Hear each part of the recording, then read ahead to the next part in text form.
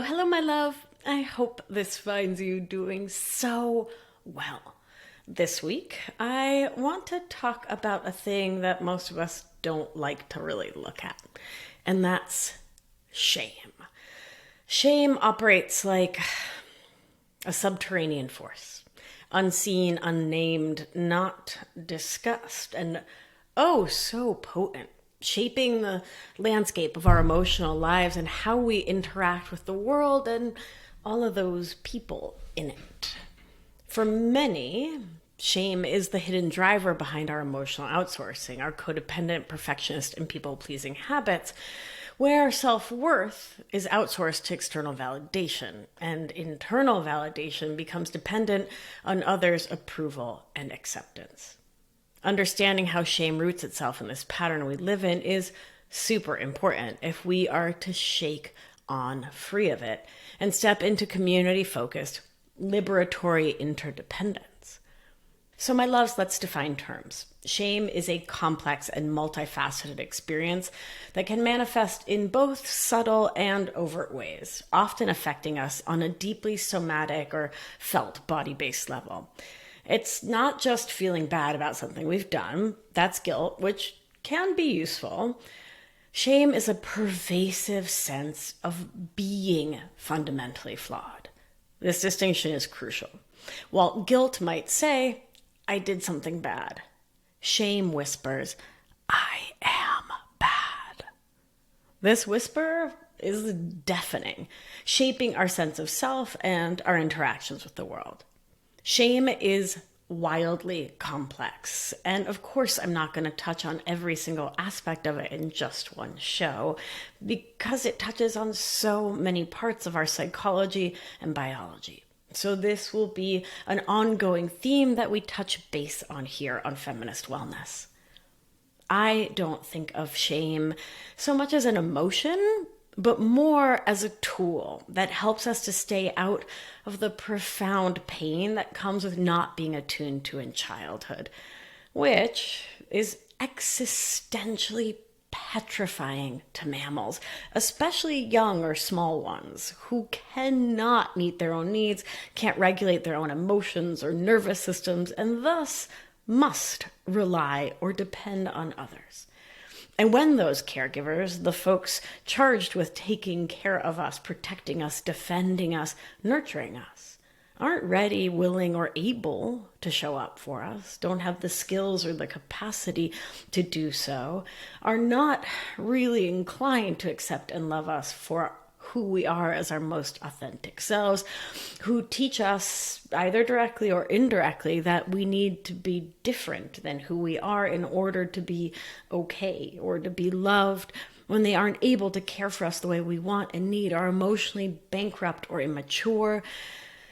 It's an exploding Death Star level of freak out anxiety for a kiddo to experience that. Because really pretty smart logic goes, who in the effing F is gonna save us from the charging bull and the things that go bump in the night? And the upsetting answer is no one.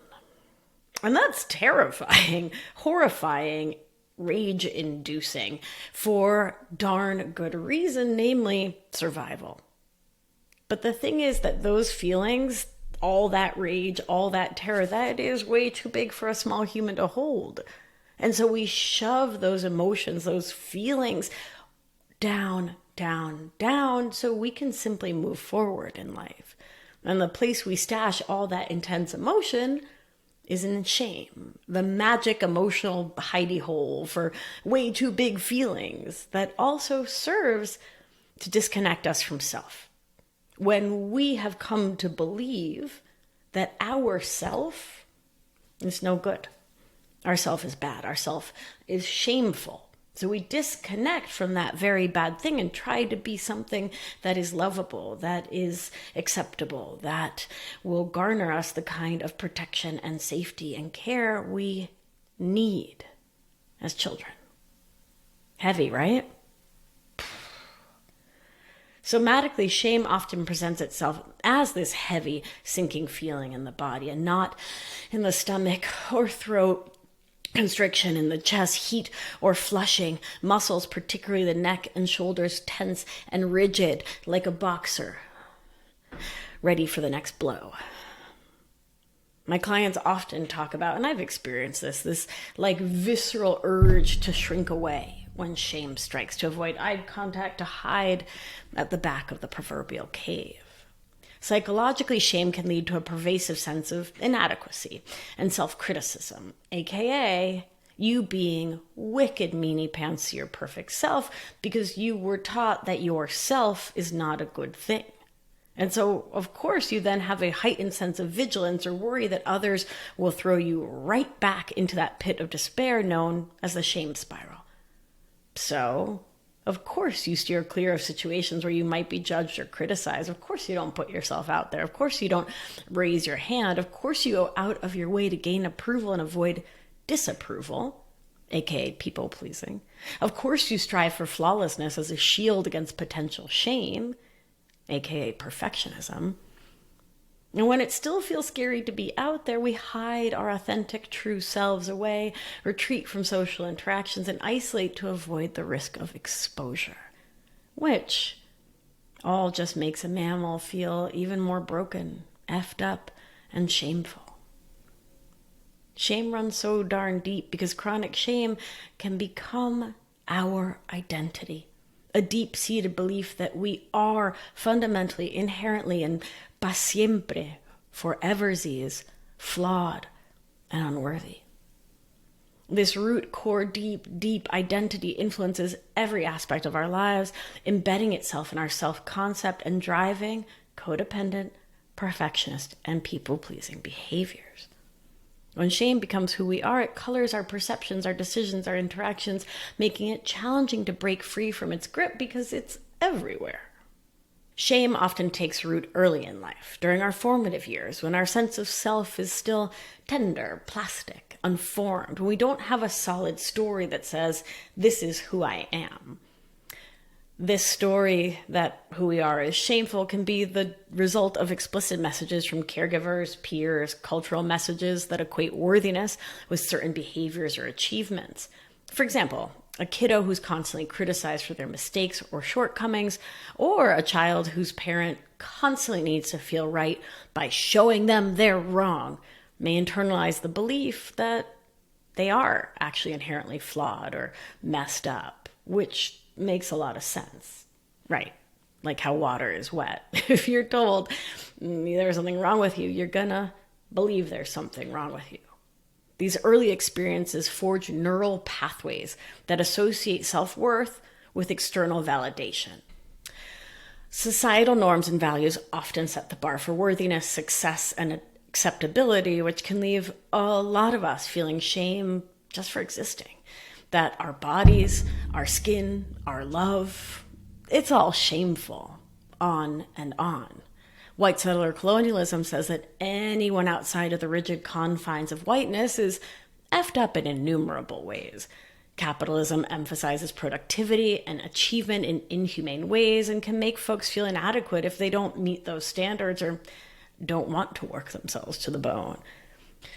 Patriarchal structures impose restrictive roles and expectations, especially on humans socialized as women, though I hear myself say that, and actually the patriarchy sucks for men and non-binary folk. The patriarchy sucks for everyone, right? And can lead to all of us feeling shame and inadequate when we aren't fulfilling these roles perfectly. Yes, we can learn to be ashamed at home. Yes, the environment in our homes can lead us to feel shame. And always remember, our homes are part and parcel of larger social constructs that tell us who and how it's okay to be and not to be, which can lead us to carry shame for being our perfect selves if the systems that be don't approve of us. And because all of this is so deep within us, of course, my nerds, the nervous system plays a pivotal role in how we experience and respond to shame. So when shame triggers the sympathetic nervous system, our fight or flight system, our body prepares for action by making the heart go lub-dub, lub-dub, lub-dub ever faster by focusing your brain on the source of the threat real or perceived, and flooding your bloodstream with your body's favorite snickety snack, glucose, to provide quick energy. Because remember, you're going to need to punch a lion in the nose or book it out of there. When there's actually something to run from, the aforementioned lion, you use up all of those resources, and things normalize within the body once you're to safety. Remember that the problem with not actual in this moment threats, like chronic shame, because you're not literally in danger, it just feels like garbage, is that all of that escape energy that your body revved up stays in your body with no way to discharge it. So that's both hella bad for your body. Medically speaking, it feels like crapola. It also leaves us in chronic anxiety, which can fuel us to then feel shame about feeling shame, and then we feel more shame. Wild, right? How that anxiety shame spiral spins around itself. And when our sympathetic nervous system, fight or flight, gets activated, we are going to either fight, which can sound like aggression, right? Somebody says some comment and we feel this profound need to defend ourselves. You don't know me. That's not what I said. Attack, right? Or we flight. We go into withdrawal. No, that's cool, man. No. I don't have an opinion. No. I've only been working here 12 years. I don't know anything. It's fine. Don't worry about it. It's cool. Me? No. I don't know anything, right? In both reactions, we aren't standing in our presence. We aren't in our choicefulness. We aren't in our agency. We are not in our power, right? And our self-identity, it gets completely lost to that fight or flight shame reaction, right? And either aggressing outward or, sort of withdrawing and escaping, they're both reactions that most of us then later shame ourselves for having. I hear this in coaching all the time. Why couldn't I just stand up for myself? God, I can't believe I was such a jerk, right? Either direction, the shame begets more shame, right? When fight or flight doesn't work, when shame is pervasive, persistent, intense, overwhelming, the dorsal vagal system can get activated, which can trigger a state of immobilization or collapse, right? And that's like being fully immobilized or collapsed. That's like 10 out of 10. Most of us only go to a couple, 2, 3, 4, right? Where we feel like numb, disconnected, or not freeze in the nervous system language, frozen, but like, oh my God, I've 1,000% experienced this, where it's like, I feel nothing at all, but also like the whole world is on my shoulders crushing me, right? And like I have no thoughts except like that's it. I'm kind of just blank, right? Physiologically, your body wants to conserve energy, so it slows down the physiologic processes in your body. Digestion, thyroid, no big deal, right? Thinking.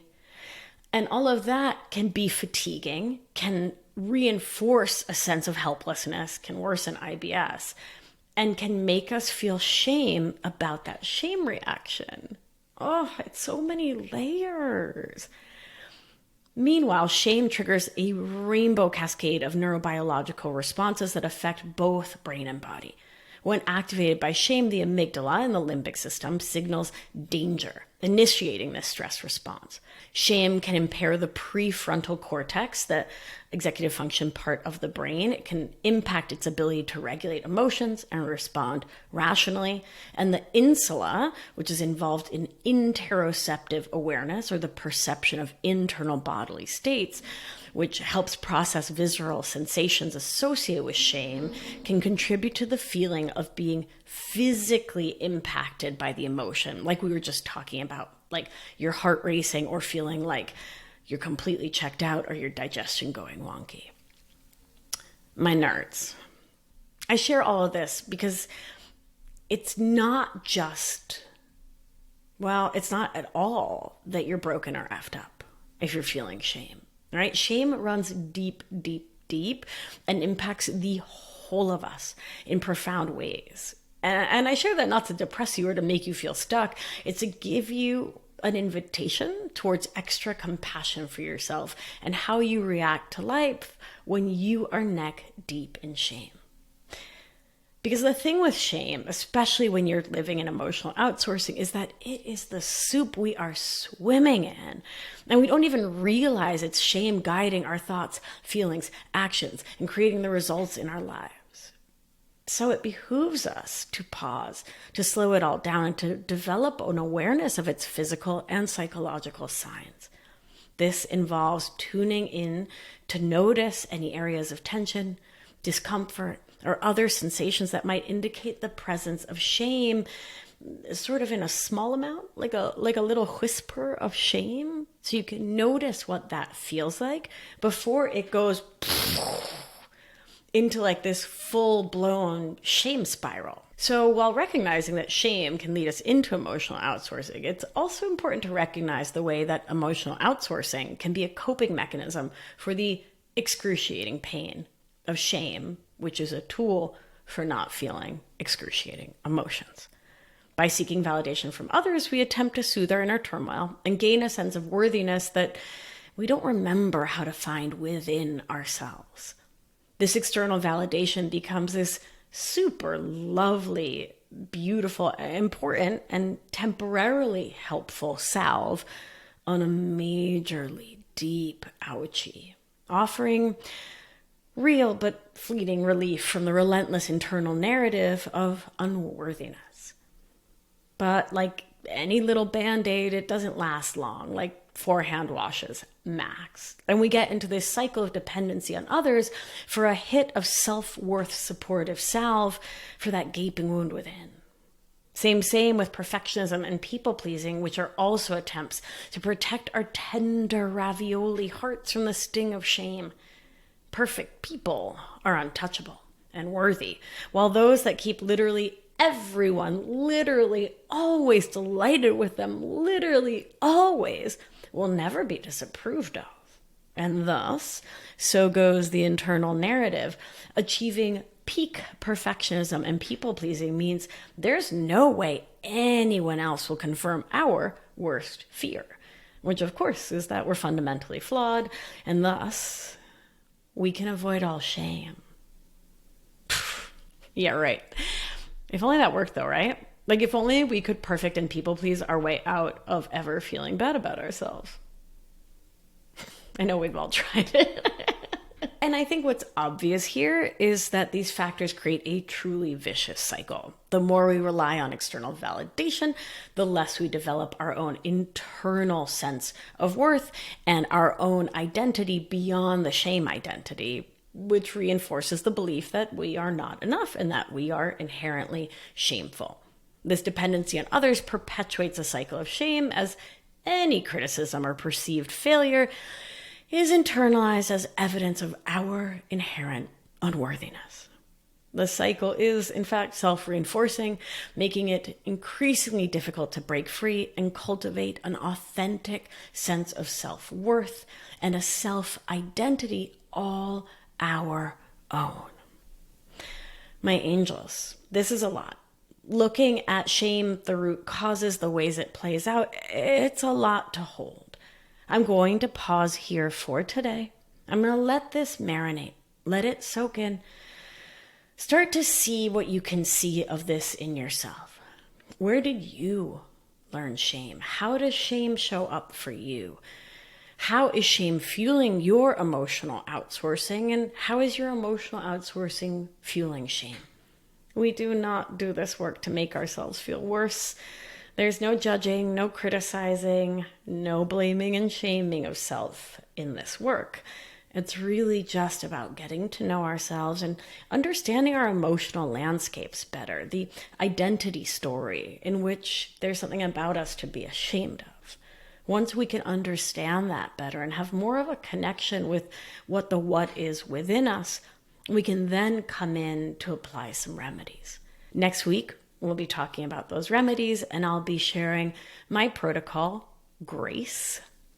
I know, you like that foreshadowing there. I'll be sharing my protocol with you, which is the process that I use to help myself and my clients to really look that shame right in the snout and start to create a new way of living that's more supportive of your beautiful, perfect self and an identity not rooted in shame. Thank you for listening, my loves. If you are enjoying the show, I would be so grateful if you head on over to Apple Podcasts, wherever you get your shows, and leave a 5-star rating and review. When you do, take a little screenshot and email that screenshot to podcast@victoriaalbina.com. I am running a little giveaway all month. It's my birthday month. Yes, I'm a Leo. Yes, I'm bragging. If you rate and review the show, it helps raise it up in the ranks, which means it appears more in the algorithm, which means that this free resource, which I pour so much time and energy and money and effort into, will get into more ears. And that's all I want. I want more people to hear it so it can help them, because I have been so privileged to have so much education and so many resources. And I truly just want to be of service through this show. So send that screenshot to podcast@victoriaalbina.com, and my team will send you a treat. It is a sleep meditation, relax, rest, sleep meditation that you cannot get unless you are in my programs. So go and get it.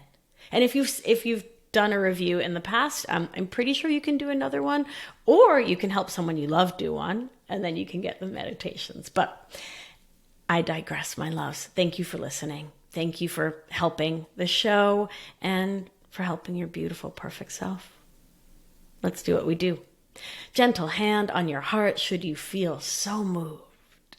And remember, you are safe. You are held. You are loved. And when one of us heals, we help heal the world. Be well, my beauty. I'll talk to you soon. Ciao.